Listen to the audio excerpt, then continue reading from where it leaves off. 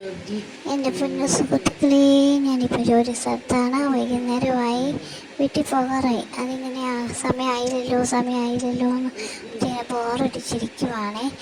എങ്ങനെ വന്നിട്ടെന്നായാലും സമയമായി. അപ്പോൾ പോകാൻ വേണ്ടി ഇങ്ങനെ ബസ്സിൽ ഇരിക്കുക കേട്ടോ. അതുകൊണ്ട് ഇവിടെ ക്രിസ്മസിൻ്റെ ഒരുക്കങ്ങളൊക്കെ തുടങ്ങിയേ. അങ്ങനെ ഇരുന്ന് ഓർത്തപ്പോഴാ കോട്ട് എടുത്തില്ലല്ലോ എന്നോർത്ത് അവിടുത്തെ വിളിച്ച് ചോദിച്ചേ. അന്നേരം കൊച്ചു പറഞ്ഞേക്കേട്ടു, അവിടെ കടവാവല് പോലെ കിടക്കുന്നുണ്ട്, നിങ്ങളുടെ ജാക്കറ്റ് ആരും കൊണ്ടുപോയിട്ടില്ല. എൻ്റെ കോട്ടിനെ ജാക്കറ്റിനെ കടവാവലാക്കി പോലും അവൾ. അടുത്ത ദിവസം ചെല്ലട്ടെ, പറഞ്ഞുതരാം. ഞാൻ അവിടെ ജോലിക്ക് പോകുന്നിടത്ത് കൊണ്ട് വെച്ചിട്ട് ഇതിപ്പോൾ ചെക്കുവാണേ. ഇതിപ്പോൾ ഞാനേ വീട്ടിലോട്ട് ബസ്സിൽ നിന്ന് ഇറങ്ങിയിട്ട് നടക്കുക കേട്ടോ. പപ്പ എന്നെ കൂട്ടാൻ വന്നിട്ടുണ്ടായിരുന്നേ. ഇങ്ങനെ നടന്നു പോവാ. റോഡൊക്കെ ഇടയ്ക്ക് ഇങ്ങനെ പോയി കിടക്കുവാണേ. കൂരിരുട്ടാ. ഇങ്ങനെ ഒരു അവസ്ഥ ആയതുകൊണ്ട് ഞാൻ അവിടുന്ന് കുറച്ച് നേരത്തെ ചോദിച്ചിട്ട് ഇറങ്ങും കേട്ടോ. വണ്ടിയൊക്കെ പോയതുകൊണ്ടോ. ഇതാണ് ഞങ്ങളുടെ റോഡിൻ്റെ അവസ്ഥ കേട്ടോ. പൊട്ടിപ്പൊളി നടക്കുക. അപ്പയ്ക്കാണെങ്കിൽ നല്ല പ്രായമായിട്ടുണ്ട്. പിന്നെ ഇങ്ങനെ വേച്ച് പോവുകയെ. അതുകൊണ്ട് ഒത്തിരി സൂക്ഷിച്ച് വേണം നമുക്ക് പോകാനായിട്ട്. കുറച്ച് സ്ഥലമുള്ളൂ. അതിൽ കൂടെ ഇതുപോലെ ജീപ്പ്, ഓരോ വണ്ടികളൊക്കെ. ഇപ്പം നമ്മുടെ മെയിൻ റോഡിൽ ഒത്തിരി ഇങ്ങനെ പോയി കിടക്കണമായതുകൊണ്ട് നമ്മുടെ ചെറിയൊരു പോക്കറ്റ് റോഡ് പോലെയാണേ. അപ്പോൾ അതിൽ കൂടെ ടാറിട്ട വഴിയാണ് അത് പോയി കിടക്കുന്നത് കേട്ടോ. അപ്പോൾ ഇങ്ങനെ കുറേ വണ്ടികളൊക്കെ പോകുന്നുണ്ട്. ഇഷ്ടംപോലെ ഷോർട്ട് കട്ട് കയറി വണ്ടി പോവാം. അതുകൊണ്ട് ഇങ്ങനെ ഒരിതാണ്. പിന്നെ ഈ റോഡിൻ്റെ സൈഡുകളിലെല്ലാം കാട് പോലെ ഇതാണ്. കുറുക്കനും കാട്ടുപന്നി എല്ലാ സംഭവം ഉണ്ടേ. അതുകൊണ്ട് പപ്പ എന്നായാലും എന്നെ കൊണ്ടുവരാൻ മെയിൻ റോഡിൽ വരും. നമുക്ക് അവിടെ നിന്ന് മെയിൻ റോഡിൽ നിന്ന് ഒരു 10 മിനിറ്റ്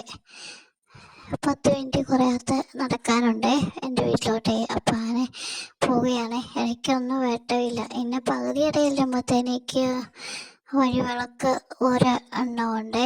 അത് കഴിഞ്ഞിട്ട് പിന്നെ കുറച്ച് ഇതാണ് പറഞ്ഞ വഴിവിളക്ക്. ഇത് സോളാറിൻ്റെ ലൈറ്റാണേ. പോയിക്കൊണ്ടിരിക്കുക കേട്ടോ.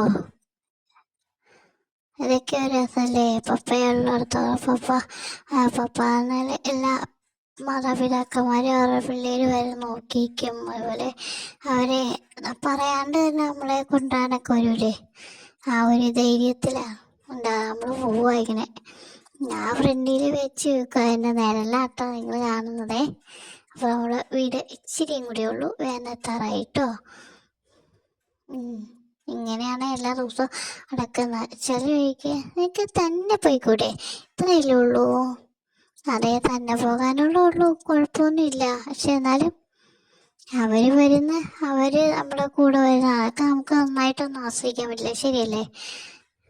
ഞാൻ പണ്ട് ഇതുപോലത്തെ ഒരു വീഡിയോ ഇട്ടുണ്ടായിരുന്നു. അപ്പോൾ കുറേ പേര് ഇങ്ങനെ അതിൻ്റെ ഇടയിൽ വന്ന കുറേ ചേച്ചിമാരും ഒക്കെ ഇങ്ങനെ കമൻറ്റ് ചെയ്യുന്നത്, എൻ്റെ അച്ചാച്ചൻ, എൻ്റെ ഡാഡി, എൻ്റെ പപ്പ, എൻ്റെ അപ്പച്ച ഇങ്ങനെ വന്നിക്കുമായിരുന്നു എന്നൊക്കെ പണ്ട് കുറേ പേര്. അന്നൊരു ഷോർട്സ് ആയിരുന്നു തോന്നുന്നു, ഞാൻ കറക്റ്റായിട്ട് ഓർക്കുന്നില്ല.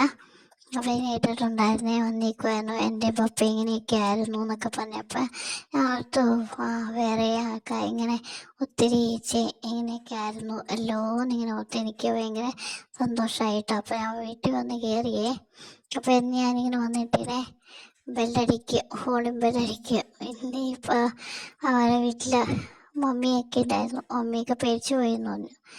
നല്ല ഹോളി തെളിച്ചോണ്ടേ. എന്നിട്ട് എൻ്റെ ഞാൻ എന്നും പെരയ്ക്കകത്തിരുന്നൊരു ചെരുപ്പാണ്, റബ്ബർ ചെരുപ്പേ. കിടക്കാൻ പറ്റുമ്പോൾ കൂടി അത് ഇടാൻ പറ്റുവാണെങ്കിൽ അത്ര സന്തോഷം എന്ന് കരുതിയാണ് ഞാനത് ഇടുന്നതേ. എനിക്ക് എപ്പോഴും ആ ചെരുപ്പ് വേണം ഏത് നേരം.